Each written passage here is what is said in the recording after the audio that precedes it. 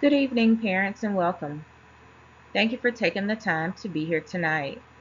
My name is Rashada Johnson, and I'm honored to guide this important conversation as part of my work in EDUC 730. I'm not only an educator, but also a parent, and I deeply understand the concerns we all share when it comes to protecting our children in the digital age. We live in a world where apps and technology are just developing faster than we can sometimes keep up. While many of these tools offer great benefits, like helping with homework or staying connected or just fostering creativity, they also come with very real dangers, especially for children and teens who are still learning how to navigate responsibility and boundaries. Our children are growing up surrounded by smartphones, social media platforms, chat apps, and games, many of us which weren't built with that safety or their safety in mind, shall I say. The truth is, some of the most popular apps are designed to attract and retain users, not to protect them. And what's even more concerning is that many of these platforms enable anonymous communication, expose children to harmful content, or open the door to predators. Tonight's presentation, The App Trap: Emerging Risk for Young Users and How to Respond, will shed some light of the newer, less known apps that may be putting our children at risk. Tonight I'll share real news stories, alarming trends, and expert guidance. Most importantly, I'll equip you with tools, strategies, and trusted resources to help you take action at home. Tonight, my goal is simple but yet critical: to inform you about specific apps that pose real dangers to children and teens, to highlight the emotional, social, and psychological impacts that exposure to these apps can have, to equip you with trusted tools and practical strategies for monitoring, guiding, and protecting your children online, and most importantly, to encourage open, ongoing communication between you and your child so they feel safe turning to you if they see or experience something harmful. This isn't about fear, it's about awareness, prevention, and empowerment. My goal is to make sure you leave this session feeling more informed, more confident, and more supported in your role as a digital age parent, to navigate the digital landscape with your child, to ask the right questions, and to put safeguards in place that make a real difference. Let's work together to create a safer, smarter digital future for our children. Thank you again for being here, and let's dive in.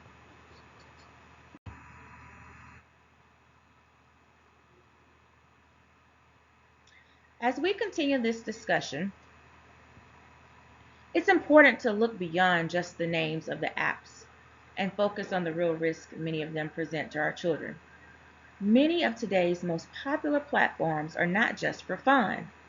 They're designed in ways that can put young users in harm's way. Stranger contact. Let's start with one of the most alarming risks. Many apps, including lesser known ones like Wink, Hoop, and Yubo, allow anonymous messaging or even location sharing. That means your child could be messaging with complete strangers who may not have good intentions. Inappropriate sharing. Then there's the issue of disappearing messages and imagine image sharing features.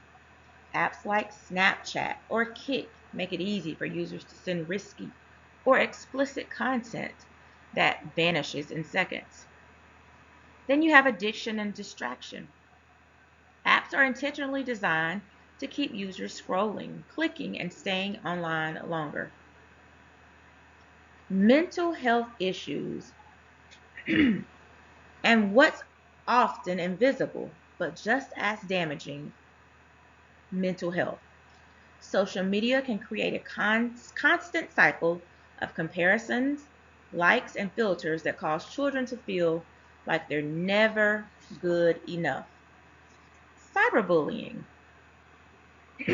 Anonymous chat apps and open forums make it too easy for kids to receive hateful or threatening messages from peers or strangers, often without knowing who sent them. What we're seeing today isn't just about screen time, it's about safety, well being, and responsibility. These apps are not inherently bad, but they are tools, and like any tool, they can be used in ways that help or harm our children.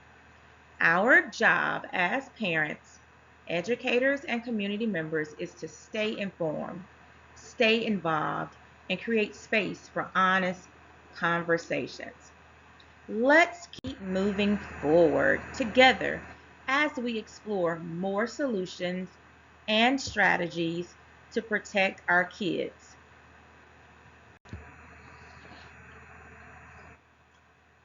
Let's take a closer look at one app in particular that continues to raise major red flags: Kik. Kik is a free messaging app that allows users to communicate through text, video, and messages and images. At first glance, it may look like just another way to chat with friends. But unlike more mainstream messaging platforms, Kik does not require a phone number to sign up. Instead, users create anonymous usernames, which make it incredibly easy for strangers to find, message, and interact with children. And that's where the danger lies. Kik has become a breeding ground for grooming and exploitation, exposure, especially among school-aged children. Because of its anonymous and unmoderated nature, kids are often approached by people pretending to be their peers. These strangers can begin chatting, building trust, and within minutes, conversations can turn harmful or inappropriate. In fact, just this past May, Australian authorities issued a warning after multiple cases revealed how quickly grooming could occur on Kik. Children were being approached and manipulated into sharing personal images, sometimes within moments of downloading the app. One law enforcement official stated that grooming could begin in a matter of minutes, which is terrifying to consider as a parent or as an educator. Another tragedy or tragic example occurred in February of this year when a Kansas man was sentenced to more than 12 years in federal prison for using Kik to distribute child pornography. This is not just theoretical, parents, it's real, and it's happening right now. So, what can we do?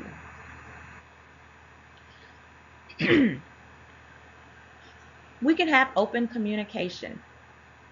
Engage in regular discussions with your child about online activities. Use parental control tools.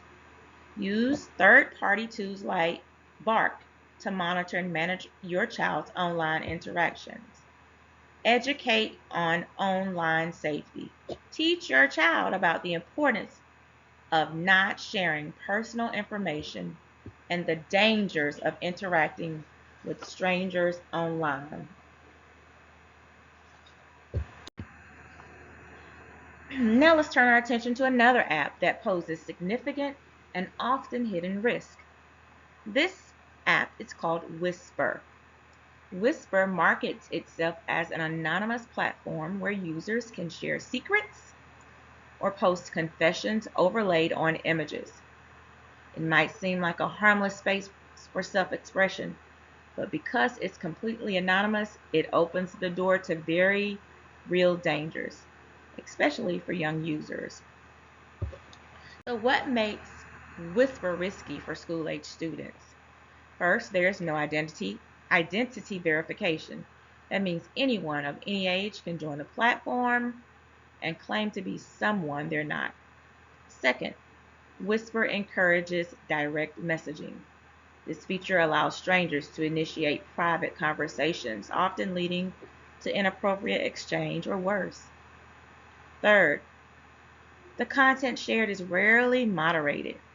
Young users can be exposed to adult themes, graphic language, and even solicitations, all under the false sense of security that anonymity provides. Let's look at some recent headlines that highlight these dangers. In April 2025, a shocking case came out of Arizona. A high school principal was arrested after he used Whisper to contact someone he believed to be a 12-year-old girl with the intention of engaging in sexual activity. This was not a rumor. It led to a full investigation and formal charges. Just a month later, in May 2025, law enforcement agencies across the country issued formal warnings about anonymous apps like Whisper. These platforms were identified as tools frequently used by predators to target minors. And because conversations are often encrypted or anonymous, tracking and preventing these interactions becomes that much more difficult. So, what can we do to protect our children from apps like Whisper? Check your child's device regularly. Have open conversations. Explain to your child the risk of anonymous platforms. Once again, use those monitoring tools like Bark or Canopy or Custodio. Report abuse immediately. If you suspect your child has received inappropriate messages through Whisper or any app for that matter, contact local law enforcement and report the incident through the app itself. Let's look at our third app. And this app is called Omegle.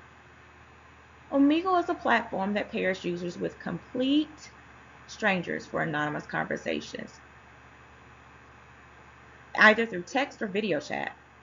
The slogan "Talk to Strangers" is literally the app's invitation, and that alone should raise serious red flags for any parent or educator. It doesn't require login, it doesn't verify age, and users can remain totally anonymous. That's a dangerous combination for kids who are still learning about boundaries. So, what are the risks for students? Unfiltered access to explicit content, vulnerability to predators, psychological harm. Some recent news highlights: in November 2024, former Detective Christy McVeigh shared her own experience on the platform. Rebranded as Omegle, she reported, "It took just 1 minute before I was offered the first explicit image." 1 minute. That's how quickly a child can be exposed to something that can never be unseen.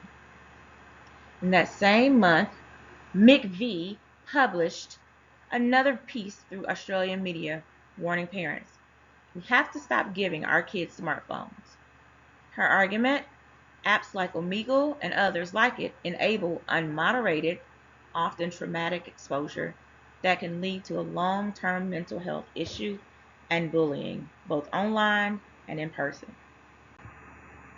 Recommendations for parents: immediately block and delete Omegle if it's found on your child's device.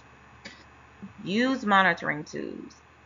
Educate your children about the risk of talking to strangers online. Make sure they know not everyone is who they say they are. Create a digital contract at home, one that may include guidelines for safe browsing, consequences for misuse, and regular check-ins.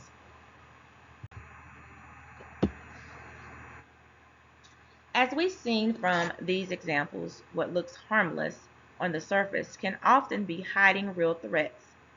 Now let's talk about what you as parents can do to protect your children and stay ahead of the risk. Warnings and safeguards. What parents can do. Don't judge a book or app by its icon. Many apps may look like simple games, calculators, or educational tools, but some of them are designed with hidden features. Number two, in-app messaging and anonymity are real red flags. Apps that allow children to message with strangers or offer anonymity should be immediate red flags. Three, check devices regularly. Four, keep the lines of communication open. Have regular, judgment-free conversations about online behavior. Ask your child, who do you talk to online? Has anyone ever made you uncomfortable? When kids feel safe talking to you, they're far more likely to come forward if something goes wrong.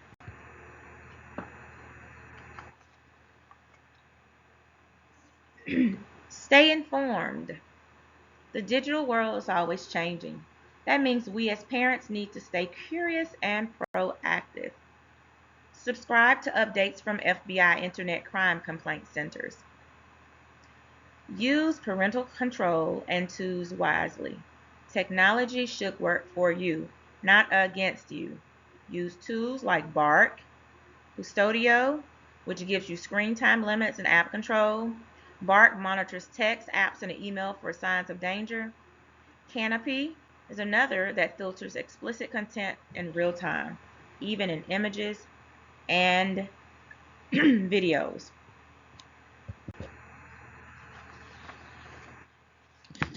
So the FBI um, use federal. You can use the FBI, the Federal Bureau of Investigation. Um, you can reach out to the FBI in the event some other things are going on in your child's life, with as far as comes for as digital content.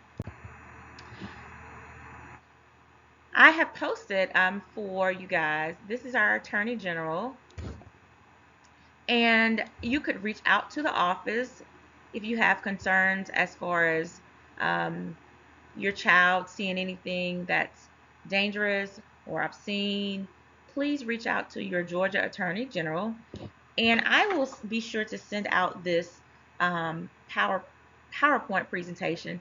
And you guys always can, you know, reach out. They'll work with you. You have a place on the website where you can report any kind of type of, you know, incidences that you're seeing or noticing. Lastly, we have some recommended tools for parental monitoring and content blocking. As I've said earlier in the presentation, you have Bark, which is the best overall monitoring tool in my opinion. The features monitors text messages, emails, and YouTube and other social media platforms. It sends real-time alerts for signs of bullying, predators, and it has content filtering. It allows parents to block websites and apps. It's for a low cost, but it's worth the cost. $14 a month for unlimited devices. You actually have a 7-day free trial. The other parental monitoring and content blocking is Custodio, best for content blocking and screen time management. It blocks websites by category, monitors search history and app use. It works on Android, iOS, Windows, Mac, and Kindle. You get daily and weekly reports sent to your email. Of course, the basic version is free, but there is a premium version that starts out at $55 a year. Parents, as technology evolves, so do the risks our children face in the digital world. Your voice as a parent is powerful in advocating for stronger protections. We, as educators, encourage you to contact the Attorney General's office to recommend additional safeguards that can better shield children from online predators, harmful apps, and exploitive content. Whether it's pushing for stricter regulations, improved app monitoring, or stronger penalties for digital abuse, your input can help shape safer online environment for all kids. Take action today. Visit your state's Attorney General to share your concerns, suggest improvements, or ask for resources. Together, we can help ensure a safer digital future for our children.